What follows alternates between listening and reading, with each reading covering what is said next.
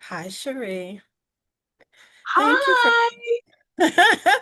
thank you for coming to talk about everything that you helped me with, everything you're doing yourself. I want to get it all and help others understand the benefit of working with the coach and what you offer. So wanting to know if you can start by just how did you become a coach? How did you make that decision?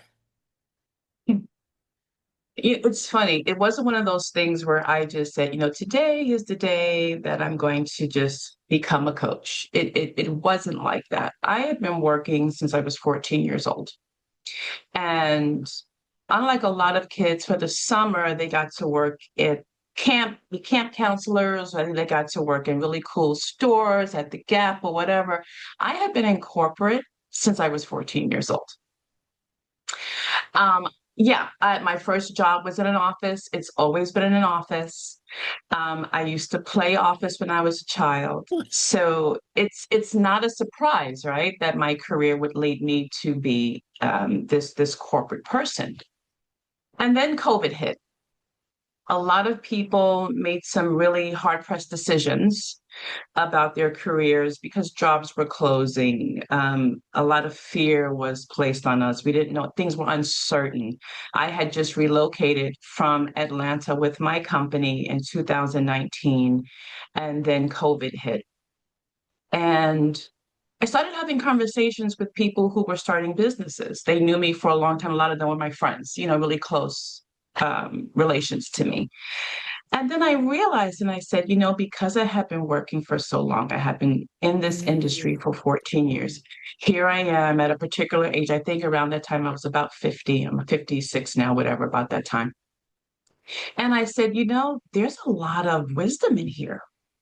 There's a lot of blood, sweat, and tears in here that I can help someone and I can share with someone. And of course, I started researching, some of the things to just have some credentials. You don't need to have a lot. Most of it is experience, but I do, I got my certifications and things like that.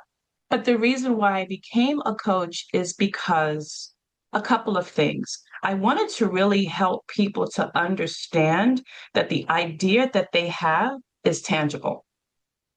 It's the fear that you have that's stopping you, and to really help push you through.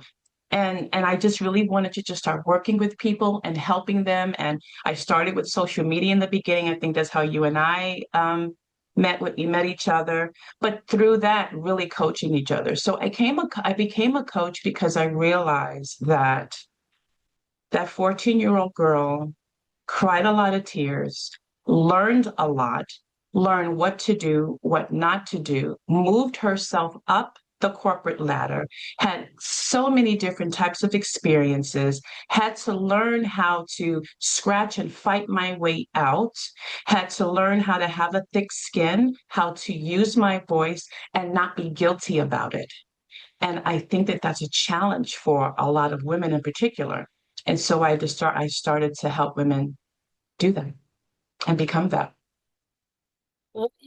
I thought I was going to go in order, but what you said just reminded me one of your trademark products is called Find Your Voice.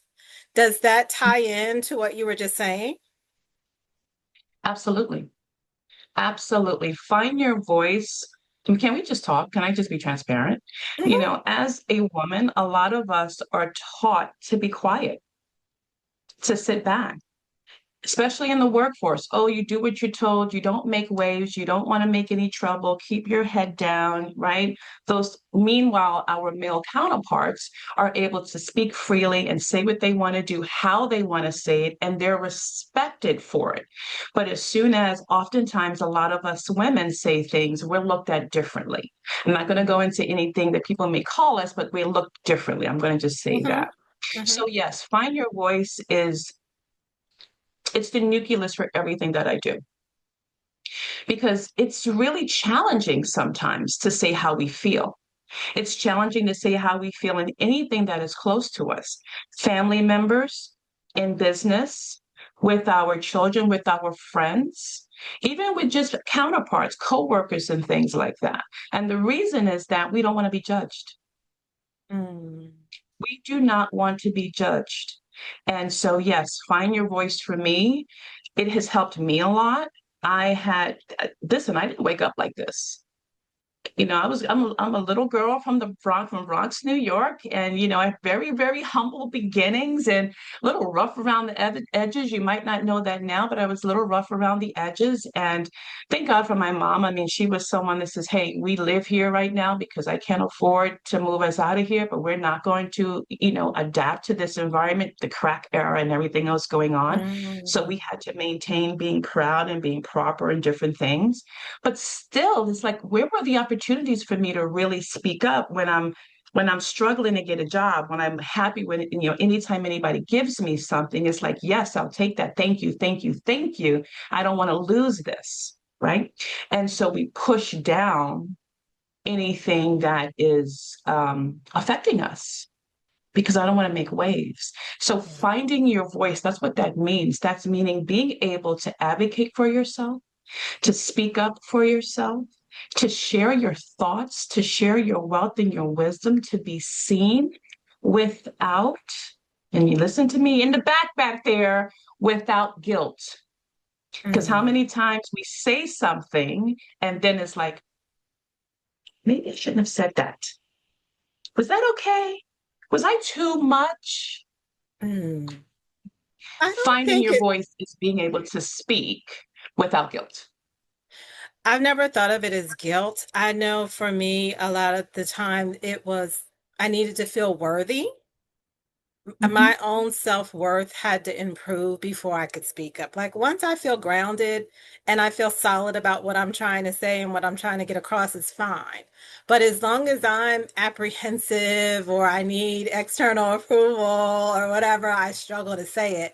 But it is like I deserve to say it. My point of view is just as good as anybody else. Like how could, but it takes me a while to get to that place. Yeah, you said something really interesting. You said self-worth. And, we can go into a whole other segment about self-worth that taps into that little girl when we're told what to say, what not to say, and the positions we're allowed to have and when, right? And so that's that part. But the other thing is like sometimes even before you feel grounded, even before you're completely sure, when you have a thought, most of us as women, because we're very analytical, we think about everything. We know this. We've ran everything through the washer and wringer 17 times. Okay, It's true. we can hear something and say, "Well, wait a minute. What about this?" And it's that challenge that's hard for a lot of women, especially if we have to speak to someone of authority.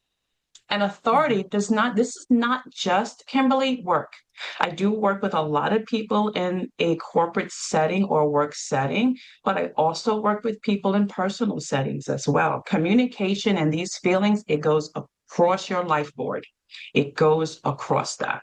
But yeah, pushing through, not feeling grounded is what helps you find your voice. That's it right there. Because the longer we wait, for you to feel grounded might be one thing, for someone else to feel grounded might be another thing. How long are we waiting, right?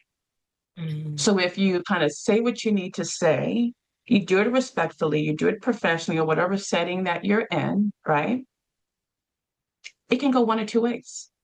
It could be accepted or it could be rejected. Actually, no, two and a mm, half ways. The halfway is let's talk about that. Let's see.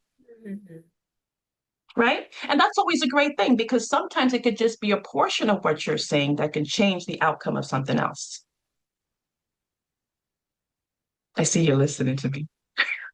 No, I just think it to me it's still you have to value what you have to say in Yep. order for you to like you have to know that it's valuable and that it's credible and that again it's just as good as what anybody else is sitting around there saying. Like there's something that keeps coming back to me that I I I can't do it until I know, until I'm comfortable with what I'm, and it is true like you said, I do research and I do rehearse and I do make sure I got my facts straight before I say it, but it's still kind of like, but I'm still worthy. I'll bring back worthy and valuable to say what I need to say in my perspective in this situation. It's just as credible as anybody else, just as good as anybody else.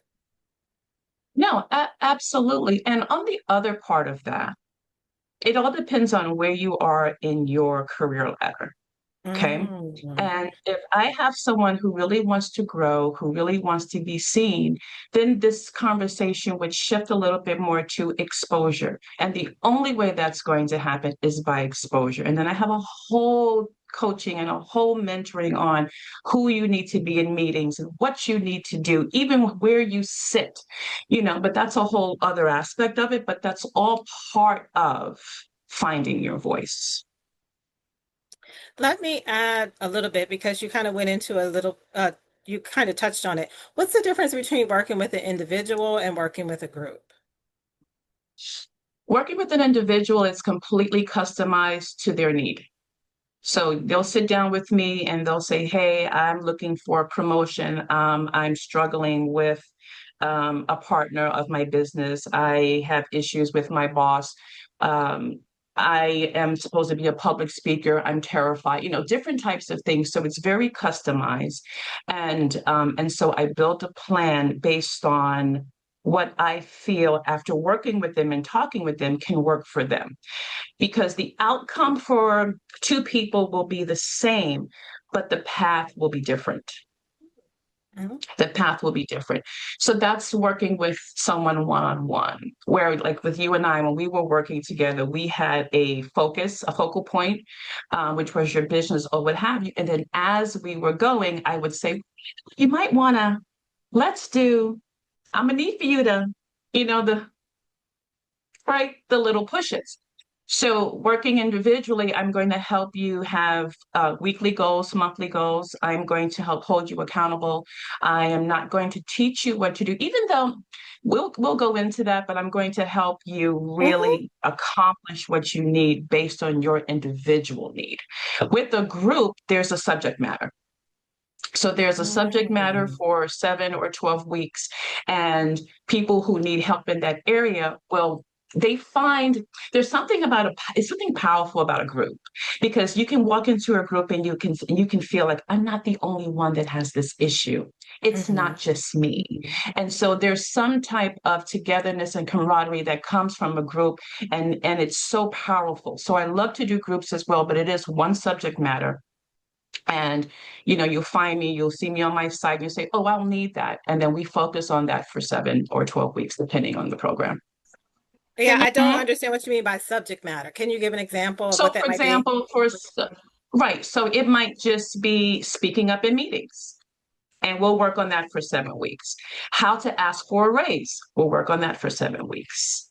How to build confidence, it'll be a subject matter. And so I work with a lot of women, and sometimes the subject matter comes from someone else. And I'll say, put a group together on that. I think that maybe I can help a group together with that. So a lot of it comes from my own programs that I have, and a lot of things that I struggled with coming up. Um, how, what to learn from bad boss, different things like that. A lot of us have been either over or under managed by bosses, right? Who have a leadership title. What are we learning in that moment? How do we shift? Who do you want to be? Do you want to be this person? Do you want to be that person? So sometimes it's hard to dissect. So the subject matter, it shifts. I do have about 3 or 4 that I rotate, but sometimes I like to do something a little different.